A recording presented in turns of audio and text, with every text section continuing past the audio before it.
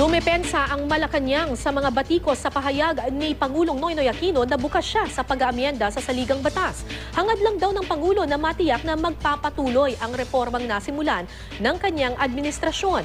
Para naman sa oposisyon, patunay lang ito na wala silang malakas na pambato sa pagkapresidente sa 2016 elections. May news to go si Victoria Tulad. 5 years have passed. My term is ending. And so is yours.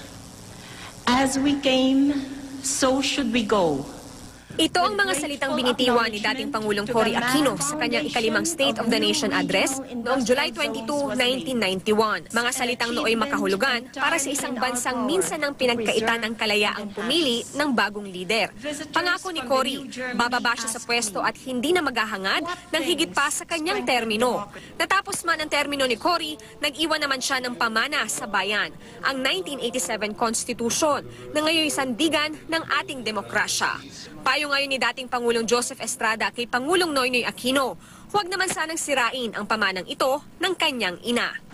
I don't think he will break that promise that he will not break the legacy of her mother.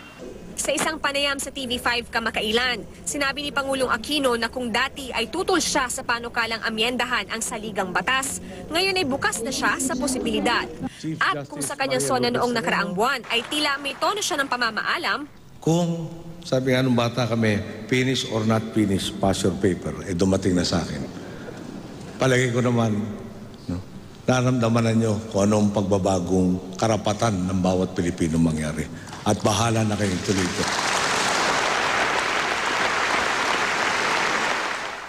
Ngayon, handa raw ang Pangulong pakinggan ang boses ng kanyang mga boss sa usapin ng pagpapalawig ng kanyang termino. Depensa ng mga kaalyado ng administrasyon. Nag-uugat lang daw ang pahayag ng Pangulo sa sinsero niya umanong hangaring maipagpatuloy ang mga nasimulan niyang reforma sa gobyerno. Ito rin ang sabi ng Malacanang. Talagang desidido siya na maisulong yung pagiging permanente at magiging yung pagpapatuloy sa mga reforma at transformasyong nilalahad niya.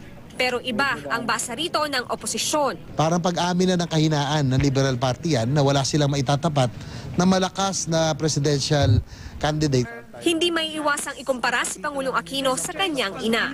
Lalo pat paniwala ng marami, malaki ang naging papel ng yumaong dating Pangulo para maluklok siya sa pwesto. Pero tulad ng kanyang ina, bumitaw kaya siya sa kapangyarihan kapag oras na at hayaan ang kanyang mga nasimulan ang mag-iwan ng sarili niyang kontribusyon sa kasaysayan.